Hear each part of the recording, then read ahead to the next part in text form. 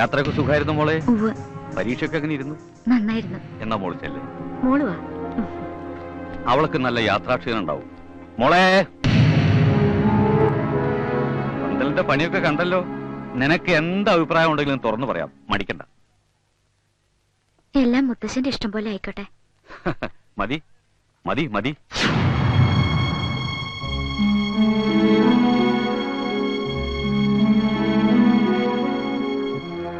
എല്ലാം നമ്മൾ അറിഞ്ഞു, അവൾക്ക് ഇതുവരെ അറിയില്ല.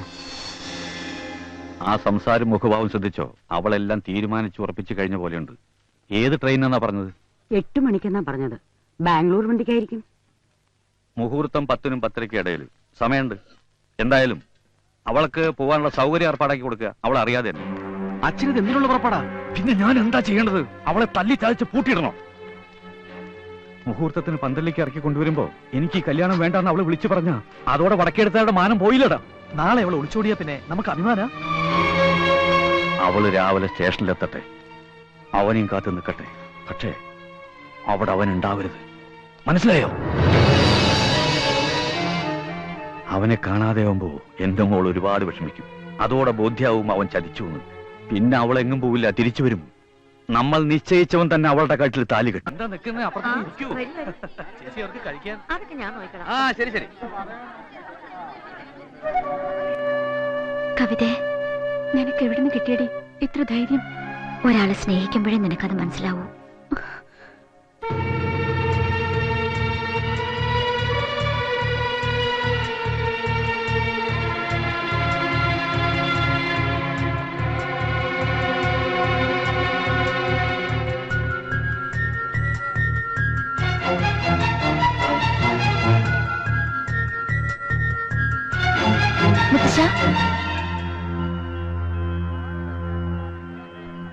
എന്താ മോളെ? എനിക്ക് കുടുംബക്ഷേത്രത്തിലൊന്ന് പോണോന്നുണ്ട്. അതിനെന്താ, മോള് പൊക്കോളൂ. കൂട്ടിന് ആരെങ്കിലും വേണോ? ശാരദേ, അല്ലെങ്കിൽ വേണ്ട. ഒറ്റയ്ക്കാവുമ്പോ ഉള്ളു തുറന്ന് പ്രാർത്ഥിക്കാം, അനുഗ്രഹം മേടിക്കാം. മോള് ചെല്ല്. ഇതൊക്കെ മണ്ഡപത്തിലേക്ക് കേറുമ്പോ പോരെ? മോള് ചെല്ലൂ.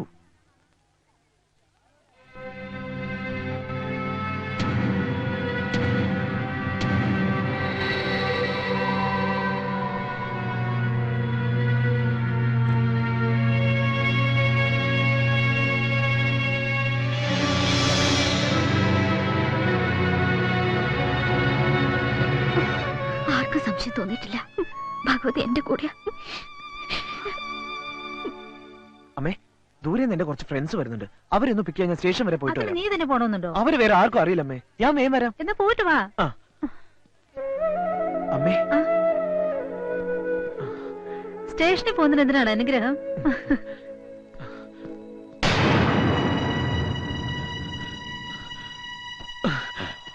ബാഗൊക്കെ നേരത്തെ ജീപ്പിൽ ഒളിപ്പിച്ചു വെച്ചാൽ നന്നായി. അച്ഛൻ എന്നെ കാണാതെ ടെൻഷൻ അടിക്കും. നീ വേണം ആശ്വസിപ്പിക്കാൻ. ഞാൻ ബാംഗ്ലൂർക്ക് വരുന്നെന്ന് വിളിച്ച് പറഞ്ഞിട്ടുണ്ടല്ലോ.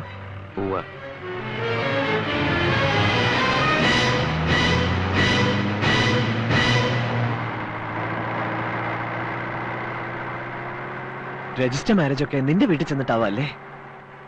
അതിന് ഇനി എന്തൊക്കെ ഫോർമാലിറ്റീസ് ആണാവോ? കല്യാണത്തെക്കാളേറെ അവളെ ഒന്ന് നേരിൽ കാണുന്നതിന്റെ ത്രില്ലാണ് ഞാൻ.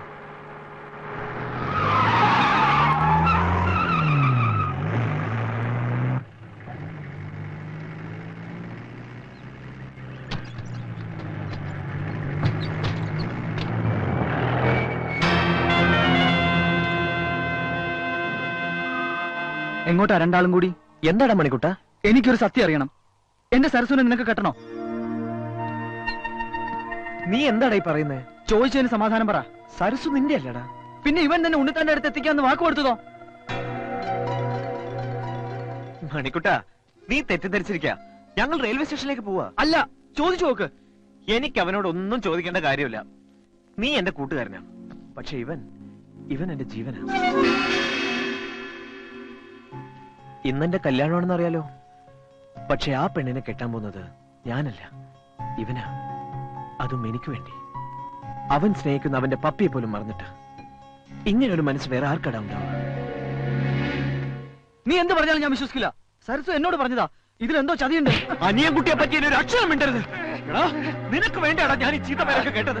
നിന്നെ ഞാൻ- എടാ, അവനെ വെറുതെ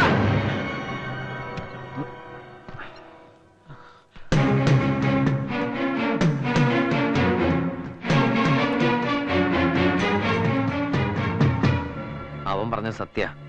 നിന്നെ ഉണ്ണിത്താൻ്റെ അടുത്ത് എത്തിക്കാന്ന് ഞാൻ വാക്ക് കൊടുത്തിട്ടുണ്ട്. നീ നീ എന്തിനാ എന്റെ പപ്പിയെ സ്നേഹിച്ചേ? നിന്റെ പപ്പിയെ ഞാനോ? അതെ, നീ സ്നേഹിച്ചു. അനിയൻകുട്ടി, ഞാൻ നിന്റെ പത്മജയും എന്റെ പപ്പിയും നിനക്ക് വേണ്ടി ഉറപ്പിച്ച ആ പെണ്ണും എല്ലാം ഒന്ന് തന്നെയാ. ഈ ലോകത്ത് മറ്റാരെക്കാളും കൂടുതൽ ഞാൻ എന്റെ പപ്പിയെ സ്നേഹിക്കുന്നു. ആ അവളെ നിനക്ക് വേണ്ടി വിട്ടെറിഞ്ഞ മഹാത്മാവൊന്നുമില്ല, വെറും മനുഷ്യനാ. എനിക്ക് അവളെ വേണം. അവളില്ലാണ്ട് എനിക്ക് ജീവിക്കാനാവില്ല. നിർത്തല പുല്ലേ. എനിക്ക് വേണ്ടി ആലോചിച്ച് ഉറപ്പിച്ച എന്റെ പത്മയെ ഇത്രയും നാൾ എന്നിൽ നിന്ന് അകറ്റിയതും പോരാഞ്ഞ് ഇനി ഞാൻ നിനക്ക് അവളെ വിട്ടു തരും വേണം അല്ലേ? കാണാൻ പോലും സമ്മതിക്കില്ല നിന്നെ ഞാൻ. അതിനെനിക്ക് നിന്റെ അനുവാദം. നിന്നെ ഒന്ന് കാണാനുള്ള ആഗ്രഹത്തോടെ, ഒന്നിച്ച് ജീവിക്കാനുള്ള മോഹത്തോടെ അവളിപ്പോ സ്റ്റേഷനിൽ വരും. നിനക്ക് പകരം ഞാൻ അവിടെ എത്തും. എന്നിട്ട് ഞാൻ പറയും, ഫോൺ ചെയ്യാറുള്ള അനിയൻകുട്ടി ഞാനാണെന്ന്, അവൾ ഇഷ്ടപ്പെടുന്ന അനിയൻകുട്ടി ഞാനാണെന്ന്. അവളത് വിശ്വസിക്കും. അതേ ട്രെയിനില് ഞങ്ങൾ ഒരുമിച്ച് ബാംഗ്ലൂർക്ക് പോകും. പിന്നെ നീ എന്ത് തെളിവ് നിരത്തിയാലും ഒരു കാര്യമില്ല. അപ്പോഴേക്കും അവൾ എന്റേത് മാത്രമേ കഴിഞ്ഞിരിക്കൂ. നിന്നെ ഞാൻ വിടില്ല.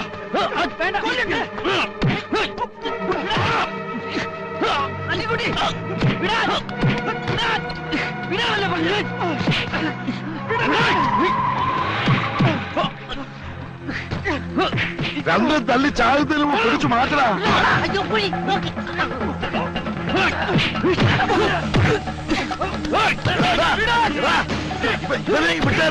ഇതിലേക്ക് വിട്ടേര്. ഇവൻ നമ്മളെ പാർട്ടിയാ. എടാ, നീ എന്നെ വലിപ്പിക്കുമെന്ന് ഭയന്നാ ഞാൻ തേടി വന്നത്. അതേതായാലും നന്നായില്ലേ. കൊണ്ട് പോടാവനെ. ഒന്നിന്നെ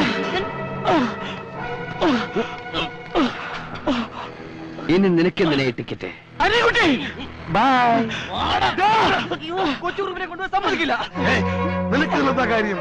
ഓ, ആശ്രിത മത്സരല്ലേ? തല്ലി കൊല്ലടാ ഇവരെ.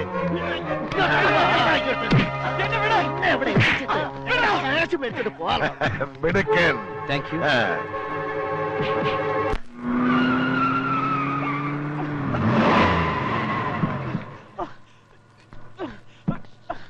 വാടാ ഇവിടെ.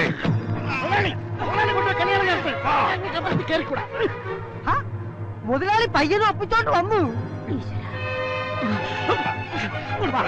പെണ്ണിനെ ഒരുക്കി കഴിച്ചില്ലേ?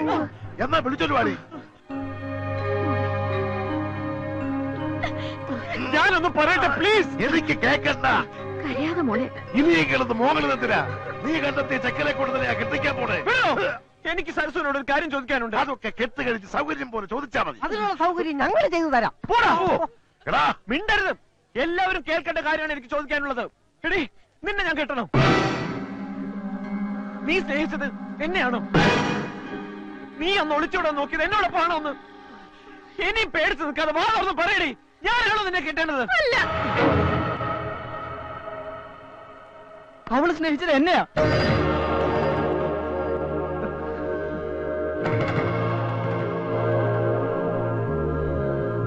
എന്റെ അടുത്തേക്കാ അവളൊന്ന് ഒളിച്ചോടി വന്നത്.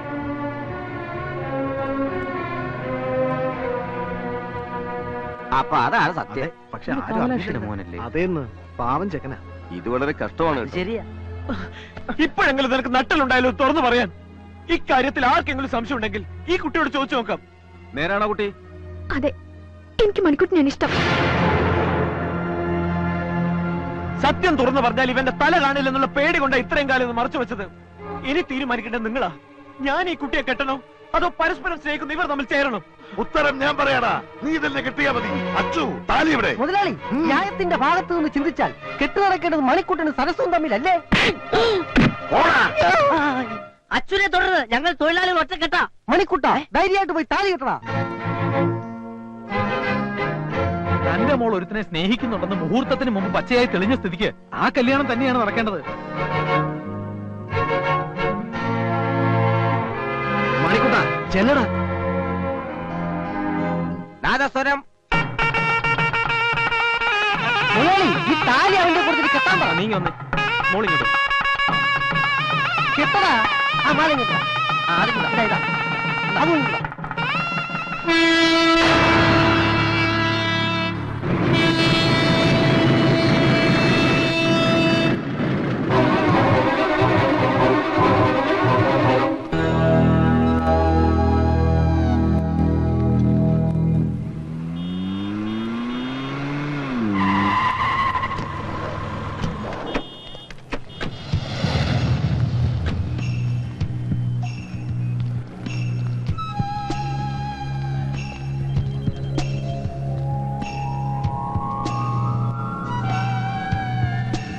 കണ്ടില്ലേ, ആദ്യം നിങ്ങൾ പോകണ്ട, അവൻ ആളെ മനസ്സിലാവും. നീ ചെല്ല്, ഞാൻ വണ്ടിയിലിരിക്കാം.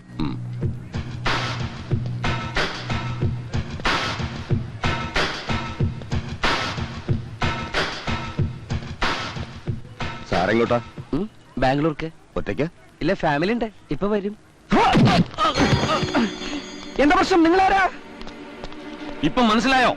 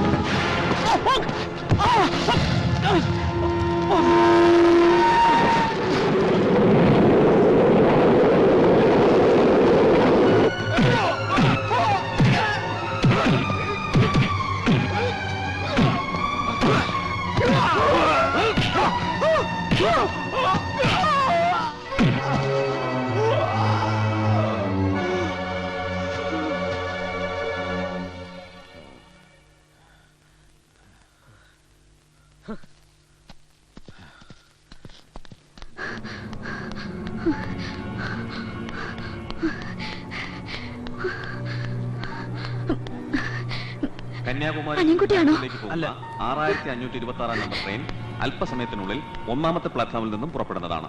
Train number 6526 Bangalore bound Kanyakumari Bangalore express leave from platform number 1 shortly.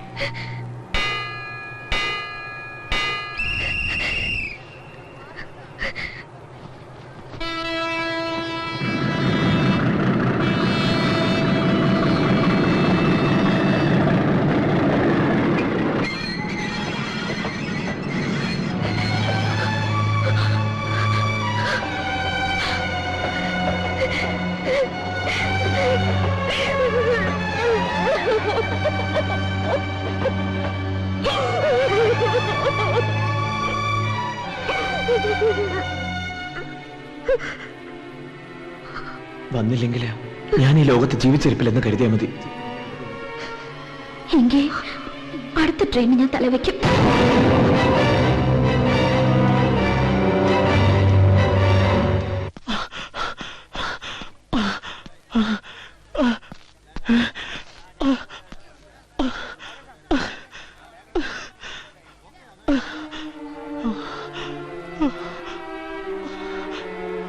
വന്നില്ലെങ്കിൽ ഞാൻ ഈ ലോകത്ത് ജീവിച്ചിരിപ്പില്ലെന്ന് കരുതിയാൽ മതി. എങ്കിൽ അടുത്ത ട്രെയിനിൽ ഞാൻ തലവെക്കും.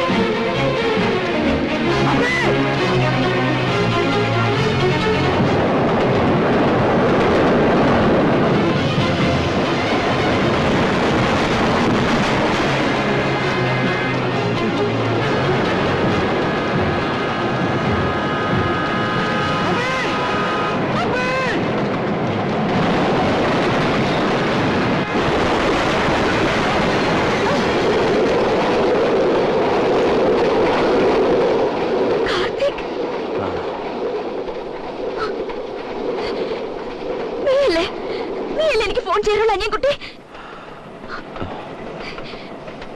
പറ, അത് നീയല്ലേ?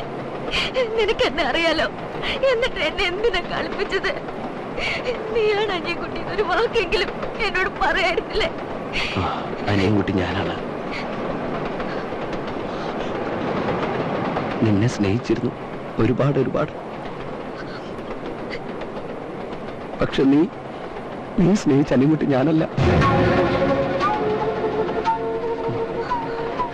അവനാ നിന്റെ അനിയൻകുട്ടി.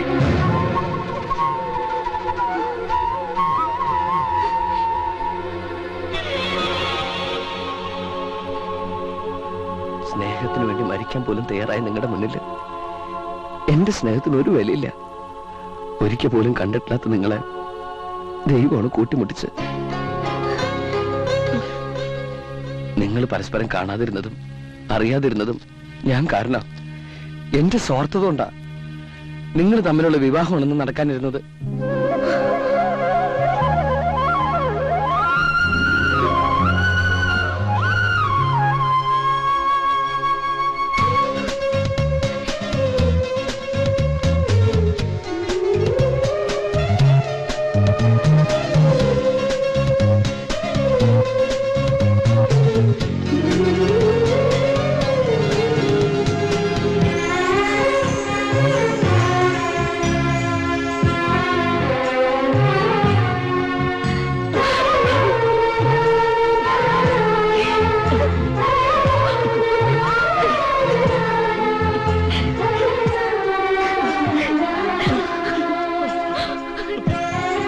എന്റെ ഈശ്വര, എന്തായി കാണുന്നത്? ഇത് വിധിയാ വരേട്ടാ.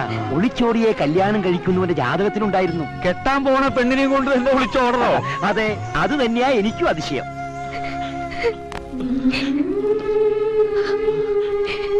അനിയൻകുട്ടി, പൊറുക്കണം, എല്ലാം പൊറുക്കണം.